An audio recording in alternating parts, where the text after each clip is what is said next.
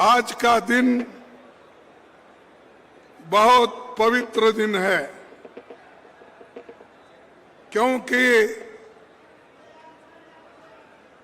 आप नए पीसीसी भवन का शिलान्यास डाले हैं और यहां पर इसलिए हमारे कार्यकर्ता ब्लॉक लेवल से लेकर बूथ लेवल से लेकर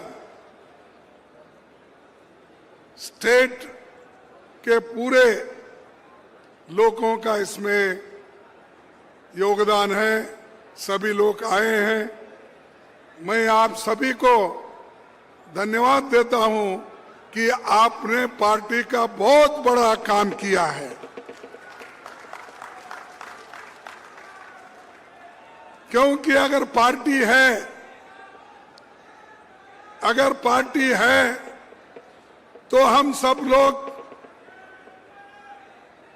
बच सकते हैं। पार्टी है तो पॉलिटिकल पावर आपके हाथ में आ सकती है। पार्टी है तो गरीबों को मजबूती मिलती है। अगर पार्टी जिंदा है तो कांग्रेस के जो कार्यक्रम हैं, इंदिरा गांधी जी से लेकर सोनिया गांधी तक हमने जो कार्यक्रम बनाया है उसका लाभ मिलता है। यहां पर राजस्थान में भामशाह जैसे दानवीर और ये समर्पित वीरों का एक भूमि है और राजस्थान हमेशा वीरों के लिए और बलिदान के लिए बहुत ही मशहूर है। मुझे ये कार्यकर्ता लोग यहां पर जो आए हैं वो बड़ा महत्वपूर्ण है और ये विशाल जनसभा, इसमें आए हुए लोग सिर्फ कांग्रेस के कार्यकर्ता हैं, कांग्रेस को मजबूती देने वाले लोग हैं। इसीलिए आप सबको पुनः एक बार धन्यवाद देता हूं।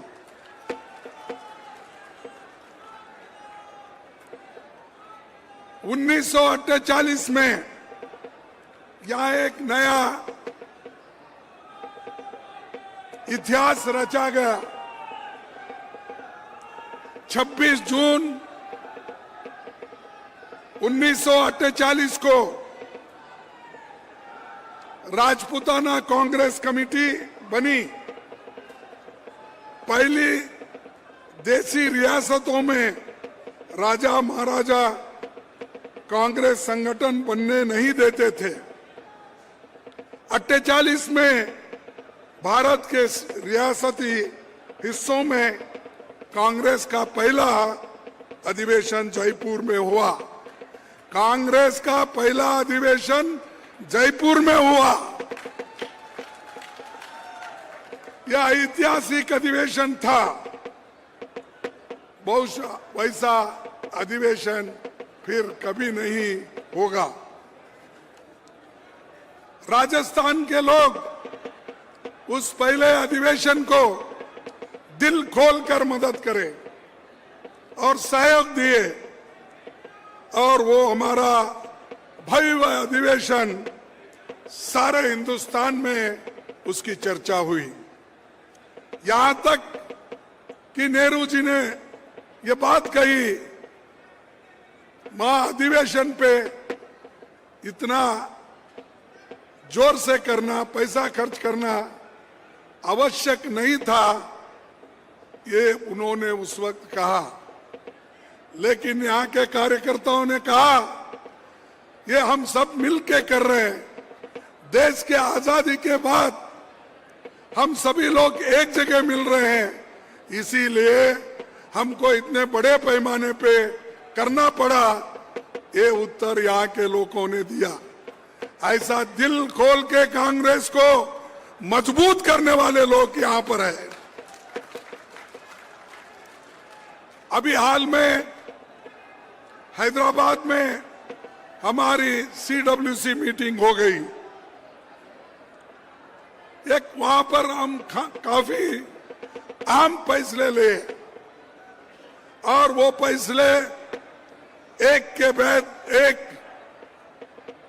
हम लाने वाले हैं। और यहां पर हमने जो उदयपुर में हमने फैसले लिए थे, अधिवेशन जो हुआ था, वो भी एक के बाद एक हम वहां पर कर रहे हैं। इस कारण ये आने वाले चुनाव को भी बहुत बड़ा फायदा होने वाला है। ये पार्टी के कार्यकर्ता हमारे आंख है, हमारे कान है, हमको मजबूत करने वाले हाथ हैं। इसीलिए ये जरूरी है कि कांग्रेस के कार्यकर्ताओं को मजबूत करना। और आप का जिम्मा है वोटरों को साथ लगातार संपर्क रखना, उनके सवालों का जवाब देना, विरोधी द्वारा फैलाई जा रही झूठी बातों को काट करना, वोटर लिस्ट की जांच कराना, कोई साथी नाराज है तो उसे मनवाने की कोशिश करना। जहां तक ये भी बताना होगा, सरकार ने 2018 में जनघोषणा पत्र में जो वायदे किए थे उसे केवल पूरा नहीं किया, लेकिन उससे भी एक कदम आगे बढ़ के सब कुछ लोगों को दिया। ये कांग्रेस पार्टी की देन है। कांग्रेस पार्टी जो कहती है वो करके बताती है। आपको हमने जो वायदा किया था, हमारे चीफ मिनिस्टर ने, हमारे एमएलएओं ने, मिनिस्टरों ने सभी मिलके आपके वायदे पूरे किए, बल्कि ज्यादा भी दिए। इसीलिए आपका यह फर्ज होता है कि इन कार्यक्रम को लोगों तक पहुंचाना, घर घर पहुंचाना, तभी कुछ हमारी आगे काम बनती है चुनाव के लिए। नहीं तो घोषणा पत्र हम पढ़ लेंगे, घर घर देने के बजाय अपने घर में रख लेंगे, तो पार्टी का प्रचार नहीं होगा। एक दूसरे को रुसने का वक्त नहीं है, ये देश को बनाने का वक्त है, डेमोक्रेसी को बचाने का वक्त है, संविधान को बचाने का वक्त है। इसलिए हम सबको उठना है। यह किसी एक व्यक्ति का नहीं है या किसी एक कौम का नहीं है। ये लड़ाई हम जो मोदी के खिलाफ, बीजेपी के खिलाफ जो लड़ रहे हैं, वो सारे देश के 140 करोड़ लोगों के हकूक के हिफाजत के लिए कर रहे हैं। हम सिर्फ बीजेपी से ही नहीं लड़ रहे। हमारी लड़ाई, हमारे पास अगर कांग्रेस का एक कैंडिडेट है, बीजेपी का एक कैंडिडेट हो, लेकिन यहां पर ऐसा नहीं है। मोदी जी क्या किए, हमारे खिलाफ 2-3 कैंडिडेट खड़ा करते हैं।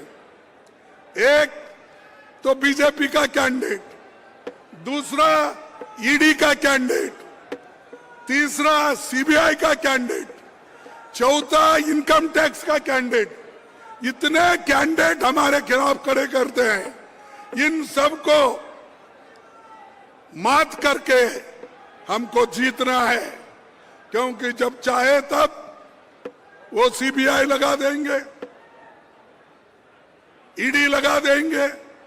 हमारे जब सम्मेलन होते हैं, हमारे जब कार्यक्रम होते हैं, दूसरे दिन ही छापा पड़ता है या उसी दिन छापे डालते हैं। अगर कल हमारा एक संगठन के तौर पर मीटिंग है तो तब उसके पहले एक दिन हमारे ऊपर छापे गिरते हैं। क्यों? ये क्या डेमोक्रेसी है? और ऊपर से बोलते हैं डेमोक्रेटिक है। हम बहुत काम जो लोकतंत्र के अनुसार करते हैं। कहाँ है भाई लोकतंत्र के अनुसार तुम्हारा? हर जगह आप लोगों के ऊपर डरा धमका के आप काम कर रहे हो। और दूसरी चीज, ये सब देखने के बाद आप दोबारा हमारी सरकार यहां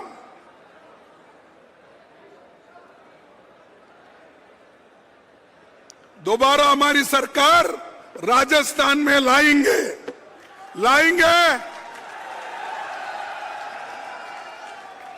तो मैं इस पे समझ जाता हूं कि आप लाने वाले हैं और हम लोग आपके साथ हैं। क्यों है?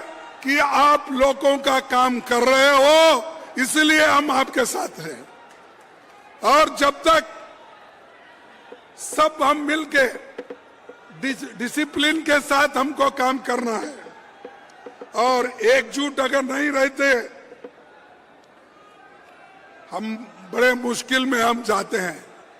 इसीलिए मैं एक बात कहूंगा, किसी शायर ने ये कहा है, एक पल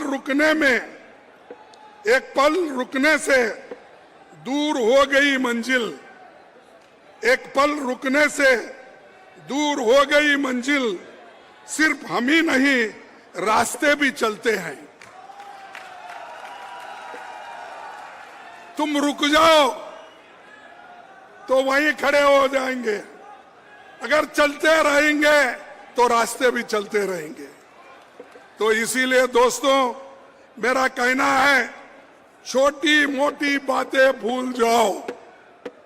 हमको सोनिया गांधी जी जिन्होंने मेहनत करके इस पार्टी को जिंदा रखने की पूरी कोशिश की, राहुल गांधी जी 4038 किलोमीटर पैदल चले, भारत जोड़ो की यात्रा की, भीषण गर्मी में, बारिश में, आंधी में, तूफान में, बर्फबारी में यात्रा चलती रही। जनता का सवाल उन्होंने बुलंद किया, उठाया। इसीलिए हम सबको ये सीखना चाहिए, हम लोगों को अगर हकूक मिलना है, लोगों को खुश रखना है, तो जो मेहनत राहुल जी कर रहे हैं, जो मेहनत सोनिया गांधी जी कर रहे हैं, हम इसको आगे बढ़ाना है। इसीलिए मैं आपसे यही विनती करूंगा कि और एक इधर एक बात आ रही है।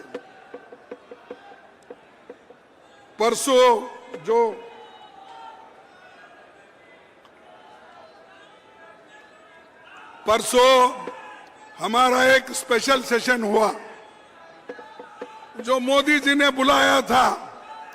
ये इसलिए बुलाया था, अरे भाई जरा चुप बैठो, बाद में बोलो कहते, और आपका बूथ पे कैसा परफॉर्मेंस रहेगा देखेंगे, अब तो फिलहाल कब बैठो। मोदी जी ने 5 दिन का सेशन बुलाया था, लेकिन 4 दिन में ही खत्म किया। क्यों? क्योंकि उनको नया बनाया हुआ बिल्डिंग दिखाना था और उस बिल्डिंग में ऐसा क्या है मुझे तो मालूम नहीं हुआ, और यहां तक उस बिल्डिंग को दिखाने के लिए बीजेपी के मंत्रियों को, बीजेपी के बड़े बड़े कार्यकर्ताओं को ये कहा गया, ये देखिए हमने नया बिल्डिंग बनाया, आप आइए। तो लोग भर भर के बसों में आए, उनको दिखला रहे, फोटो निकाल रहे, एक्टर आए, एक्ट्रेस आए, सभी को बता रहे। अरे जो लोकसभा और राज्यसभा ये चर्चा करने की जगह है, एग्जीबिशन करने का नहीं है। यह चर्चा करके लोगों के समस्याओं को हल करने का है। तो ये तो करे नहीं। महिला बिल लाए, जब हमने लाया था, जब सोनिया गांधी जी ने, मनमोहन सिंह ने महिला बिल लाया, इसका विरोध किसने किया? इसका विरोध बीजेपी ने किया। इससे पहले राजीव गांधी जी ने लाया था, उसका विरोध किसने किया? बीजेपी ने किया। और ये लोग, इनकी ना नीयत साफ है, इनकी नीति ठीक है, सिर्फ भाषण करना। और उन्होंने अजीब क्या एक बहुत बड़ा हासिल किए। मैं आपसे गुजारिश करूंगा, महिलाओं से भी गुजारिश करूंगा कि ये जो महिला बिल हमने भी सपोर्ट किया, क्योंकि कल के दिन कांग्रेस जो बिल ला रही थी, अब आया तो ये लोग सपोर्ट नहीं कर रहे। ऐसा नहीं होना, इसीलिए हम सब मिलके उसको सपोर्ट किए, पास हुआ। अब कब आएगा वो, कब इंप्लीमेंट होगा? 2030 में। 2029 का जनगणना भी देखेंगे, उसके बाद डिलिमिटेशन देखेंगे, उसके बाद ये बिल इंप्लीमेंट। तब तक 10 साल की बात वो कर रहे हैं। 10 साल में ना मोदी रहेंगे, ना बाकी के लोग रहेंगे। अरे आज उसी लिए राहुल गांधी जी बोले, सोनिया जी बोले, मैं बोला कि पार्लियामेंट में उसको अब भी लागू करो, क्योंकि इसमें कोई बहुत बड़ा कानूनी पेचीदा नहीं है। तो सीधा सीधा जितने लोग हैं पार्लियामेंट में और राज्यसभा में, उसको 1/3 कर उसमें से निकालो और दे दो, तो वो लागू 2024 को ही होता है। तो उन्होंने नहीं किया, उन्होंने चुप टालते गए, दिखाना। तो हाथी के दांत होते ना, दिखाने के एक और खाने के एक। वैसा मोदी जी का हो गया। मैंने लाया और क्या जश्न मना रहे उसका। औरतें आ रहे, कोई फूल डाल रहे उसके ऊपर, आ रहे, कोई पैर पड़ रहे, इन्हों भी पैर पड़ रहे किसके। यानी जो चीज हम 30 साल पहले 89 में किए थे और उन्हीं के वजह से रुक गया था, और वही लोग आज हीरो बन के फिर रहे हैं। तो लोग होशियार है, शाणे हैं, ये कभी उनके झांसे में नहीं आएंगे। और जो कुछ किए हैं ये हमने किया है। आपको वोटिंग का अधिकार भी कांग्रेस ने दिया है। पंडित जवाहरलाल नेहरू, डॉक्टर अंबेडकर, संविधान में जो इस देश का एक मामूली से मामूली कर्मचारी, किसान, लेबर, अमीर से अमीर आदमी, खेती करने वाला, दुकानदार, सबको अगर हक किससे मिला तो वो कांग्रेस के वजह से मिला। पहले कहा था? पहले तो यह था जो टैक्स देते थे उनको वोटिंग का अधिकार, जिस इनकम टैक्स देने वाले को, प्रॉपर्टी जिसके पास है उसको, यह लोगों को था। लेकिन आजादी के बाद हमने जो संविधान बनाया, उस संविधान में गरीब से गरीब को भी एक वोट और उसकी कीमत एक ही। अमीर से अमीर आदमी को भी एक ही वोट, उसकी कीमत भी उतनी ही। ये काम हमने किया और हमको बार बार पूछते तुमने क्या किया? अरे हमने तो ये लोकतंत्र में सबको हक दिया, अधिकार दिया। आज इतने लोग जो राहुल गांधी जी का पंचायत एक्ट, उसके तहत आज 14 लाख महिलाएं इलेक्ट हो गए हैं पंचायत में, जिला पंचायत में, तालुका पंचायत में, म्युनिसिपालिटी में, कॉरपोरेशन में। ये किसने किया? 14 लाख हमने करके दिखाया। और आज हमारे बहनें, माताएं, भाई सब रोटेशन के तहत को अध्यक्ष बन रहे हैं। हर कम्युनिटी के लोग हैं। अरे ये तो बीजेपी कभी भी नजदीक नहीं आने देती। यहां तक कि जो प्रेसिडेंट, राष्ट्रपति है, हमारे राष्ट्रपति द्रौपदी मुर्मू जी को वो नए बिल्डिंग इनॉग्रेशन में इनविटेशन भी नहीं दिया। ये है शेड्यूल ट्राइब के तहत। क्यों नहीं बुलाना? आप सिनेमा वालों को बुलाते हो, आप अपने लोगों को बुला बुला के दिखाते हो, तो वो इनॉग्रेशन के लिए आपने मुर्मू को क्यों नहीं बुलाया? वो तो अध्यक्ष है, राष्ट्रपति है, और राष्ट्रपति को अपमान करते हो और ऊपर से बोलते हैं हमने ये सब बनाया, देखो उनको अध्यक्ष बनाया, इनको ये बना। क्या बनाए? नाम के वास्ते बनाते हो। और दूसरी चीज, जब उसका फाउंडेशन हुआ, उसके फाउंडेशन के वक्त भी हमारे जो कोविंद है, राष्ट्रपति थे, उनको फाउंडेशन के वक्त भी नहीं बुलाया गया, क्योंकि वो अछूत है। अगर अछूत के हाथ से फाउंडेशन करेंगे तो नेचुरली फिर वो गंगा जल से लाके धोना पड़ता था। तो इसीलिए क्या शेड्यूल कास्ट, शेड्यूल ट्राइब्स को आपने अहमियत दी, इंपॉर्टेंस दिया? मुझे बोलो, मैं ये सवाल शेड्यूल कास्ट के लोगों से पूछता हूं, शेड्यूल ट्राइब के लोगों से पूछता हूं, बैकवर्ड क्लास के लोगों से पूछता हूं, ये मर्यादा है? अरे आप राष्ट्रपति, वो जब पार्लियामेंट बुलाते हैं तो हम लोग आते हैं, वो समन करते हैं, प्राइम मिनिस्टर समन नहीं करता, लेकिन उनको ही नहीं वहां पर जगह, उनको ही जगह नहीं वहां पर। तो फिर ऊपर से बोलते हैं हम महिला का बहुत बड़ा इज्जत करते हैं। उन्होंने नाम लिया, वो कित्तूर रानी चन्नम्मा का लिया, ठीक है, झांसी रानी का, ठीक है, ये तो इतिहास के पन्नों में ये सब है। लेकिन आधुनिक इस शताब्दी में और जो आजादी के वक्त जो महिलाएं लड़ी है वो सब कांग्रेस में है, और कांग्रेस के महिलाएं सब कुछ अपना जीवन छोड़कर आजादी के लिए लड़े हैं। तो इसलिए गांधी जी एक बात कहे थे, मैं ये कहूंगा, गांधी जी ने कहा था कि मैं ऐसे भारत के निर्माण के लिए कोशिश करूंगा,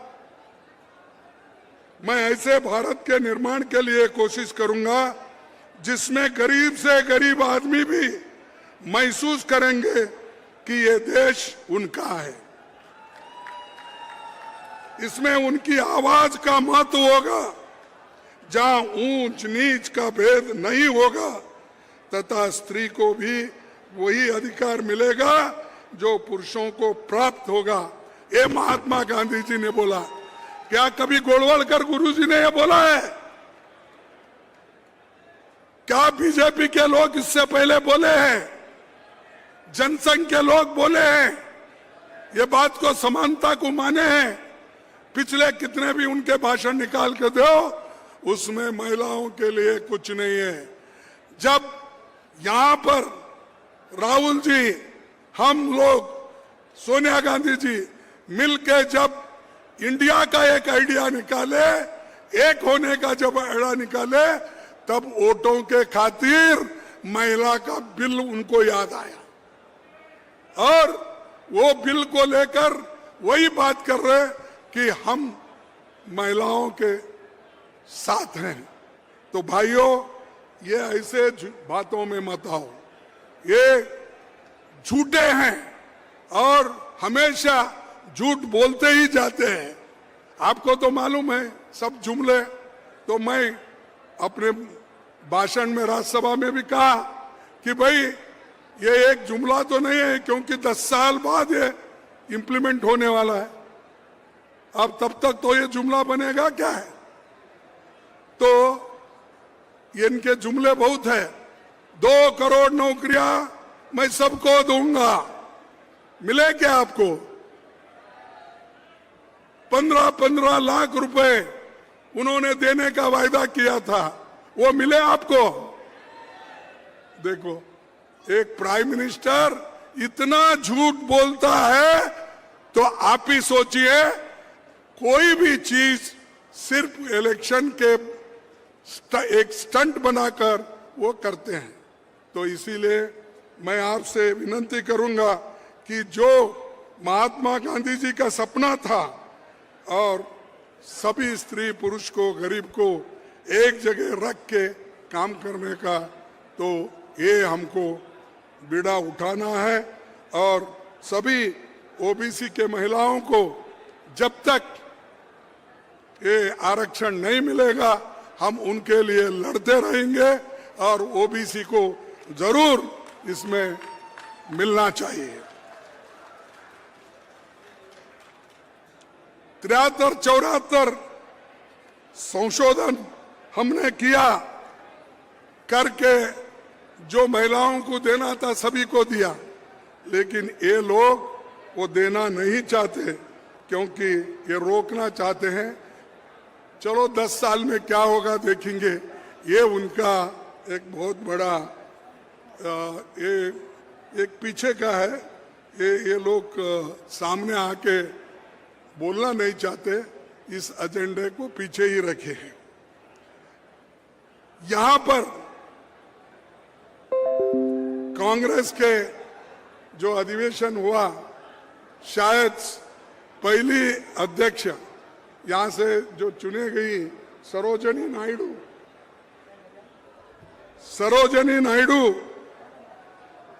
1925 में अपना अध्यक्ष बना दिया था।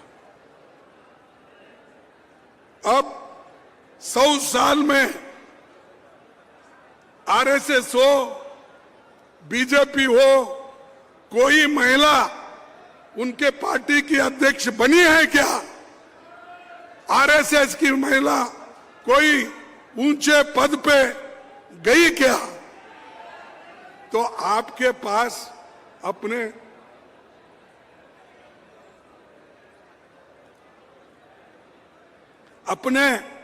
संस्था में नहीं दे सकते हो, तो यहां बोल रहे हमने लाया। अरे हम लाए तो आप उसको आगे इसलिए बढ़ाने की कोशिश कर रहे हो कि चुनाव नजदीक आ रहा है, और वो भी 10 साल के बाद आपके वायदे हैं। हमारा वायदा यही है, 2024 में हमारी गवर्नमेंट आएगी तो हम पहला काम करेंगे और अमेंडमेंट करके दिखाएंगे। तो इसलिए भाइयों, आप सब मिलके काम करो। हमारे पार्टी के सभी नेता, सोनिया गांधी जी से लेकर राहुल गांधी जी से लेकर प्रियंका गांधी जी से लेकर सभी लोग कोशिश कर रहे हैं। यहाँ पर मैं समझता हूँ 10 दिसंबर को आए थे, शायद सितंबर को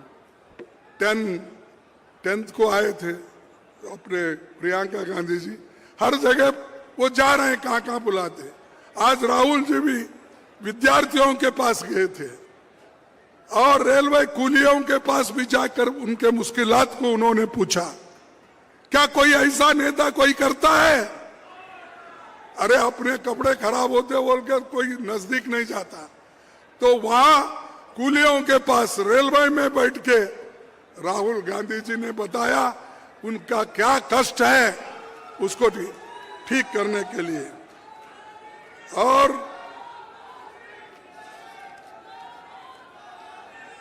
और हमारे को महिलाओं को सबसे बड़ी इज्जत देने वाली पार्टी अगर कोई है तो वो कांग्रेस है।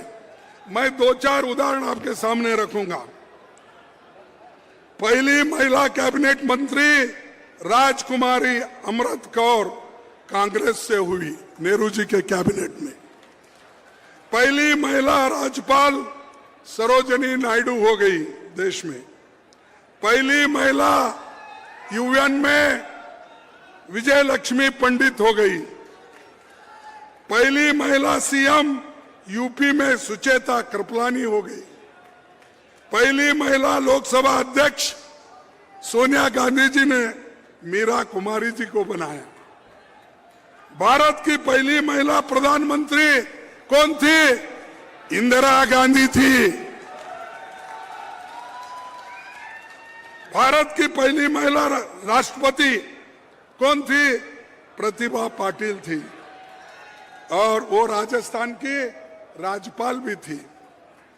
और बीजेपी अपनी जानी मानी महिला नेताओं को कैसी इज्जत देते हैं। राजस्थान में और पड़ोसी मध्य प्रदेश में महिलाओं को कैसा सम्मान करते हैं वो आप लोग देखे हैं, तो मैं उनकी बात नहीं करता। सारा देश देख रहा है मणिपुर में क्या हो रहा है, उसके बारे में हमारे प्रधानमंत्री सोचते नहीं, सोचने का समय नहीं। और उनको अगर हम कुछ कहें तो सब छोड़कर आपके जमाने में नहीं हुआ, इनके जमाने में, तो इसीलिए राहुल गांधी जी बोले ठीक है, अगर कुछ नहीं हुआ हम उसको मानते हैं, लेकिन आप क्यों नहीं कर रहे? दूसरों को कहने वाले आप क्यों नहीं कर रहे? जब हम करना था हमने किया। लेकिन आज ये जो मोदी सरकार बीजेपी कर रही है, शायद समझूंगा ये वो कर नहीं सकते, लेकिन हमारी सरकार हर जगह अपना काम करती है। राजस्थान में जो कांग्रेसी सरकार वायदा की थी, इंदिरा गांधी नहर लेकर चंबल नहर बनाई, दूसरी सिंचाई परियोजना के कांग्रेस ने बनाई। तो ये जो पंचायत के और जो वायदे किए थे वो सभी मैं गिनना नहीं चाहता, बहुत है।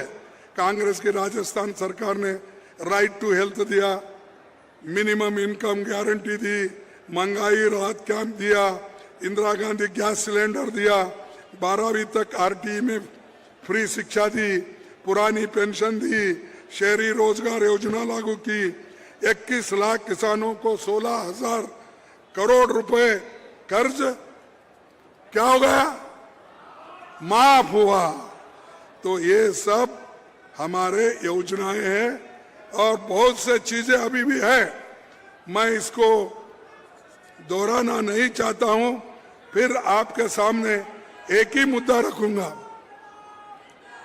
बहुत पहले पंडित जवाहरलाल नेहरू ने कहा था, पंडित जवाहरलाल नेहरू जी ने कहा था, एक पूंजीवादी समाज की शक्तियों को अगर अनियंत्रित छोड़ दिया जाए तो वे अमीर को और अमीर बना सकते और गरीब को और गरीब बनाते थे। ये है पंडित जवाहरलाल नेहरू की सोच, ये है कांग्रेस की सोच, ये है राहुल गांधी की सोच, ये है सोनिया गांधी की सोच। ये सोच सब कांग्रेस लोगों की है। मैं फिर एक बार, एक पूंजीवादी समाज की शक्तियों को अगर अनियंत्रित छोड़ दिया जाए तो वो अमीर को और तथा गरीब को और गरीब बना देती है। तो मैं इसलिए कह रहा हूं कि आज अमीर और गरीब में बहुत बड़ी खाई है। इस देश के 5% लोगों को उनके पास 62% वेल्थ है, 5% लोगों के पास जो अमीर है 62% है, और 50% गरीबों के पास 3% वेल्थ है, 3% संपत्ति है। आप सोचिए, गरीब का गरीब होते जा रहा है, अमीर का अमीर होते जा रहा है। एक आदमी जिसके पास 10-20 हजार करोड़ रुपए थे, आज लाखों रुपए का मालिक हो गया, और दुनिया का नंबर 2 वो अमीर बन गया है। ये कैसा बना? जैसा कि राहुल जी ने बोला, चंद पूंजीपति लोगों को मोदी सरकार ने पाला है, उनको सब कुछ दिया है, और सब कुछ सरकार का लेके पब्लिक सेक्टर्स दौड़ी के काम पे वो चले गए, दमड़ी के काम पे बेचे गए। मैं समझता हूं राजस्थान का एयरपोर्ट भी अदानी के पास ही होगा, है कि नहीं की? तो हर चीज अमीरों को बेचा जा रहा है, तो फिर कहां गरीब बचेंगे?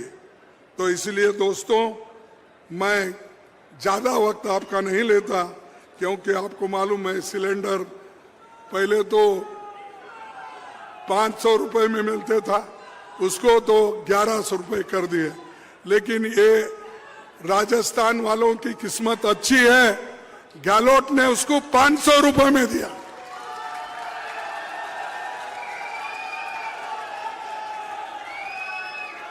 और मुद्दों से अनएम्प्लॉयमेंट है, उसके बारे में मोदी कभी नहीं सोचते। इन्फ्लेशन है, मोदी कभी नहीं उसके बारे में सोचते। महंगाई के बारे में नहीं सोचते। अरे टमाटो, प्याज, दाल, तेल सब महंगे हो रहे हैं, उसके तरफ उनका ध्यान नहीं।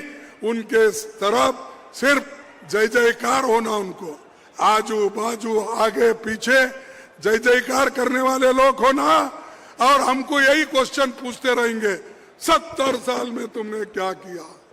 बार बार वही पूछना। अरे भाई कितने बार पूछेंगे आप? 10 साल हो गए वही प्रश्न हमारे को पूछते हैं। हम बार बार बोलते हैं, अरे भाई हम 70 साल में, या हमारी जो गवर्नमेंट का है 65 साल में हमने क्या किया, उसका हिसाब मेरे पास है। मैं अगर ये देने लगूं तो आपको भी वक्त नहीं लगेगा, मेरे पास है।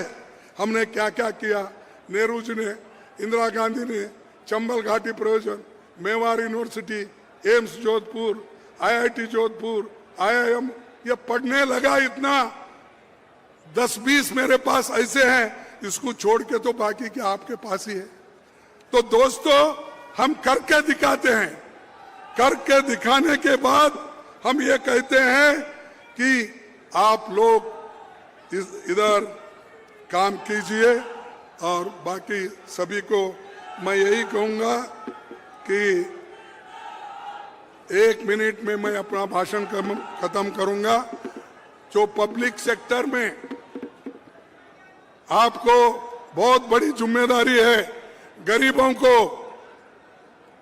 लोअर मिडिल क्लास को, दलितों को और शेड्यूल ट्राइब्स को। क्यों? कि आप अगर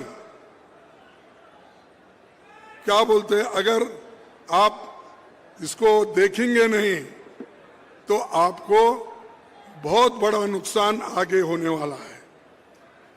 क्योंकि पब्लिक सेक्टर तो बेच के खा रहे सरकार, आपको नौकरियां कहां से मिलेंगे, रिजर्वेशन कहां से मिलेगा? सरकार नौकरियां भी कम हो रहे हैं। जैसा राहुल गांधी जी बोले कि 90 सेक्रेटरी में से ओबीसी के सिर्फ 3 सेक्रेटरी है। कितने हैं? सिर्फ 3। 90 में 3 ओबीसी है, तो SC ST का तो कुछ भी नहीं, वो तो साफ, उनको कोई पूछने वाला ही नहीं है। अगर ऐसा ही हुआ तो पुराने दिन आएंगे, मनु के दिन आएंगे, और मनु के दिन अगर आ गए परमानेंटली आप गुलाम बन जाएंगे। आप गुलाम बने, क्या आप गुलाम बनना चाहते हो? नहीं। अगर गुलाम बनना नहीं चाहते हो तो कांग्रेस को वोट दो। अगर आप गुलाम बनना नहीं चाहते हो संविधान की रक्षा करो। अगर आप गुलाम नहीं बनना चाहते हो लोकतंत्र को बचाओ। आप गुलाम नहीं बनना चाहते हो एक दूसरे का सपोर्ट करो, आगे आओ, हम आपके साथ हैं। इतना कहते हुए मेरे भाषण को समाप्त करता हूं। जय हिंद, जय कांग्रेस, जय हिंद। अरे क्या ताकत नहीं है क्या? बोलो जय हिंद, जय हिंद, जय कांग्रेस। धन्यवाद।